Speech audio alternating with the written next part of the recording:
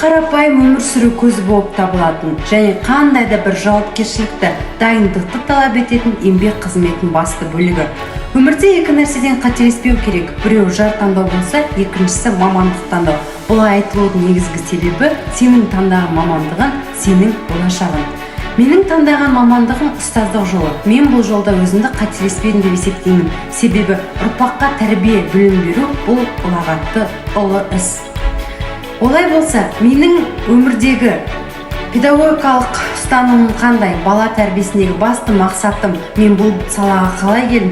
Сол сұрақтарға мен тарих пәнінің мұғалімі Мұратқалиева мысалды істермен бөлісетін боламын. Білім берудегі мақсатым. Тәрбие мен білім беруде еліміздің болашағы болатын білімді, саналы, тәлім мен тәрбиесі үйлескен ұрпақ тәрбиелеу. Педагогикалық ұстанымым. Балаға күштеп білім беруден гөрі баланың білімге деген құштарлығын ояту ең маңызды мақсат. Өмірлік ұстанымым. Ыстық қайрат, нұрлы ақыл, жылы жүрек, жетелер арман мақсатқа.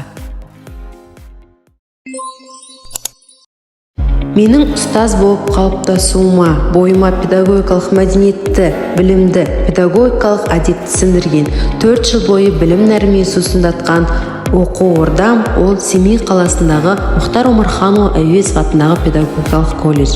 Іргетасы сонау 1903 жылы қаланған 119 жылдық тарихы бар білім шаңырағында ұлтымыздың ұлылары Мұхтар Әуезов, Жүсіпбек Аймауытов, Қаныш Сәтбаев, Әлкей Марғұлан білім алған.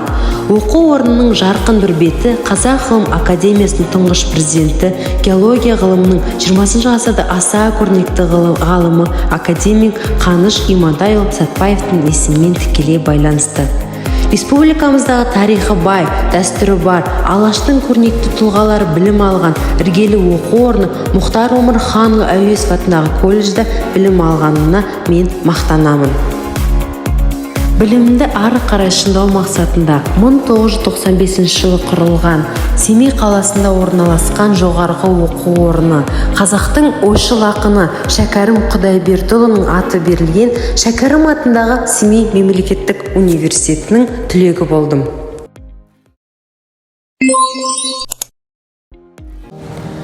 Мен Рысалды Сайлаубекқызы өзімнің мамандығымды таңдауда дұрыс шешім қабылдадым деп ойлаймын. Жас маман ретінде жұмысқа қабылданған күннен бастап мұғалім болу жан-жақты білім мен тәрбие берумен айналысатын жауапкершілігі жоғары тұлға иесі екендігін түсіндім. Абай облысы Жарма ауданы Тұрлыхан Хасенұлы атындағы орта мектебіне тарих пәнінің мұғалімі болып жұмысқа орналасқаннан бастап мектеп әкімшілігі жылы жүзбен, жақсы қарым-қатынаспен өзара ынтымақтастықты орната отырып қабыл алды. Мектеп директоры Ерлан Жұмаханұлы жұмысқа қабылданғаным туралы бұйрықпен таныстырып, еңбек жолыма сәттілік тіледі. Айман Молдағазықызы мен Айгүл Тілеуғабылқызы оқытудағы заманауи озық технологиялар туралы, оқушымен қарым-қатынас туралы бағыт-бағдар берді. Мектеп әкімшілігі және әріптес ұлағат ұстаздардың қолдауымен оқушының жан дүниесін түсіну үшін күш-жігерімді жұмсаудамын. Қазақстан Республикасының оқу-ағарту министрінің номері 160 бұйрығына сәйкес менің кәсіби тұрғыда қалыптасуыма әдістемелік көмек көрсететін тәлімгер болып Дәнеш Сылдырбайқызы тағайындалды. Педагог құзыреттілігінің ерекшеліктері мен кәсіби даярлық деңгейін диагностикалаудың әдіс тәсілдерін үйрене отырып, оқу жылының басында нормативті құжаттармен таныстым.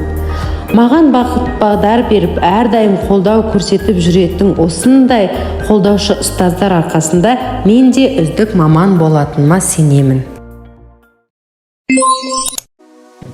Мектеп кеме білім теңіз толқынында біз жүземіз демекші, менің мамандығым ұстаздық болғандықтан, менің өмірім, күнделікті өмірім мектеппен, білім берумен, оқушылармен байланысты болғандықтан, мен сіздерге күнделікті жұмысымнан өзімді көрсетемін. Олай болса кеттік.